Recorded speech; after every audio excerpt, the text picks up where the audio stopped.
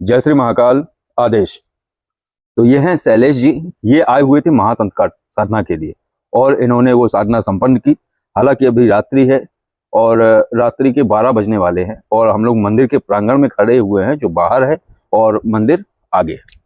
तो कल इन्हें निकलना है, तो सोचा आज इनका जो रिव्यू वीडियो है उस पर चर्चा कर लेते हैं कि इनके कैसे अनुभव रहे हैं, कैसी जो है इनकी साधना रही है। तो शैलेश जी, जो साधना के लिए आप आए हैं, पहली बात तो ये बताइए, ये साधना आपने क्यों चुनी? मेरे को केसेस सॉल्व करने थे जी। इसके लिए मैंने ये साधना चुनी। अच्छा, तो आपके क्षेत्र में इस तरीके की समस्याएं होती रहती हैं? हाँ, होती रहती है। अच्छा, तो आपने ये जो साधना की है, तो इस साधना के दौरान जब आप आए, फिर आपने जब जाप आरंभ किया, तो इसके दौरान आपको क्या अनुभव या अनुभूतियां हुई थी?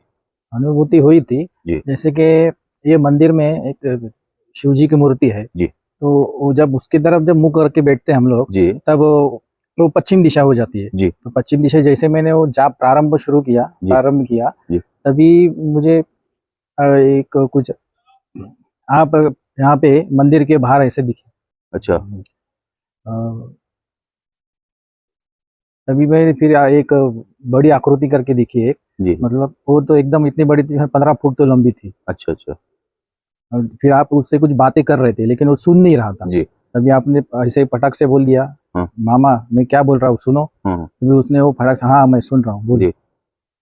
अच्छा अच्छा। तो मतलब ये जो है आपको जो भी महसूस हुआ है या जो भी अनुभूति हुई, वो तमपिशाच का एक तरीके से अक्स आपको नजर आया है ध्यान के माध्यम से, और वो आपको मामा संबोधन भी समझ आया है कि मेरे द्वारा उसके लिए संबोधन किया गया है। ये चलो खैर, ये तो ठीक है। फिर इसके बाद फिर आपकी जो हवन प्रक्रिया हुई, तो हवन प्रक्रिया कैसी थी? ये हवन प्रक्रिया मतलब बहुत अजीब थी एकदम, मतलब इससे पहले मैंने ऐसे कभी हवन प्रक्रिया की नहीं थी। अच्छा। काफी अच्छी थी। कितना वक्त लगा था? कम से कम 1-1.5 घंटे तो लगे करने के। अच्छा।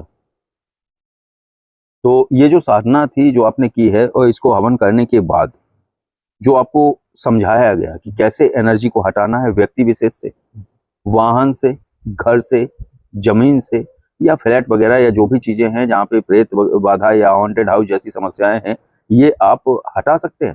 हाँ, मैं अभी बिल्कुल हटा सकता। अच्छा, आपको सारी प्रक्रियाएं समझ आ गई हैं?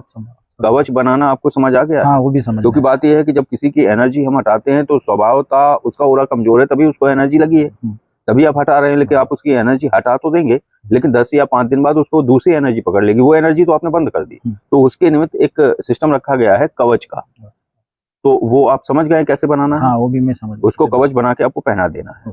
तीसरी बात आती है नींबू प्रक्रिया की। तो नींबू प्रक्रिया क्यों आवश्यक है? क्योंकि लोग कभी कभी भ्रमात्मक स्थिति पैदा कर देते हैं। उनको लगता है उन्हें एनर्जी परेशान कर रही है, हालांकि वो एनर्जी नहीं होती है। उनको मानसिक रोग होता है, या किसी स्वार्थवश या किसी कार्य को बनाने के लिए, घर वालों को डराने के लिए वो ड्रामा करना शुरू कर देते हैं। तो इसको पकड़ने के लिए आपको एक नींबू प्रक्रिया समझाई गई है। उस नींबू प्रक्रिया से आप उसके द्वारा बताए गए टेस्ट के अनुसार, जो वो टेस्ट बताता है, आपको कई टेस्ट के बारे में बताया गया है कि इस तरीके का स्वाद उसको आना है, तो उस आधार पे आप ये जान पाएंगे कि इसको किस तरीके की एनर्जी है, या इसके ऊपर तंत्र प्रयोग हुआ है, या ये ड्रामा कर रहा है। हाँ, बिल्कुल जान सकता हूँ। ठीक है ना?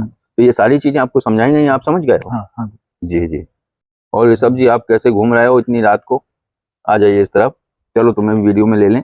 और ये सब कितने दिन हो गए यहाँ मंदिर पे तुम्हें? 1 महीने हो गए। अच्छा, 1 महीने से यहीं रुके हुए हो? जी। अच्छा, कैसे अनुभव हो रहे हैं यहाँ पे?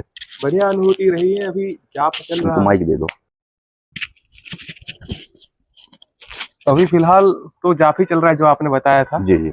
और यहाँ पे अनुभूतियां ऐसे है कि ऊर्जा महसूस रहती है, क्योंकि महादेव बाबा का मंदिर है। मंदिर के अंदर आप जाप करोगे तो उसका फल ज्यादा ही आता है। बिल्कुल बिल्कुल, तीक्ष्णता रहती है। तीक्ष्णता रहती है, चाहे आप दीपक जलाओ ना जलाओ, बस ऐसे ही बैठ जाओ, माला लो या ना लो, उसमें आपकी ऊर्जा भी बनती है। और साथ ही साथ ये रहता है धीरे धीरे वहां ना निकल जाना, क्योंकि तुम लेंज से बाहर हो रहे हो, खुद ही देख लो जरा, काय खड़े हो। धीरे धीरे मटक मटक के मैंने कहा अब रुक जाएंगे, अब रुक जाएंगे, ये काय को ये मानने वाले हैं और जरा पता नहीं चेयर पे बैठने वाले हैं। सही है। हाँ। तो ये जाप में तीक्ष्णता हो जाती है स्वभावतः, क्योंकि एक माला का फल 3 गुना हो जाता है। जैसे कि मैंने कई वीडियो में बताया कि हर साधना, हर जप का फल अगर आपको चाहिए तो साधना स्थल भी उसमें महत्वता रखता है। तो बाबा महादेव का ये मंदिर बहुत पुराना है, और माता भगवती के मंदिर के सामने अपन लोग खड़े हैं। बाबा का मंदिर थोड़ा दूरी पे है यहाँ पे, लेकिन अपन यहाँ माता, बहुत पुरानी मूर्ति है ये। ठीक है, और लगभग इसकी किसी को भी जानकारी नहीं है कि कब स्थापना हुई थी। कितने ही बुजुर्ग से पूछ लो, ये लगभग 500-600 वर्ष पहले का मंदिर है, जी। लेकिन अब इनका जो है जीर्णोद्धार भी हो गया है मंदिर का, और बहुत लोग आते हैं दिन भर दर्शनार्थी। तो बस यही है। तो यहाँ आपको कैसा लग रहा है? यहाँ का वातावरण अच्छा है, जाप करने के लिए अच्छी जगह है। जी जी, और साधनाओं के लिए तो अच्छी है ही, तभी जी। तो चल रही है और हाँ, इतनी बिल्कुल, अच्छे से चल रही है। बिल्कुल बिल्कुल।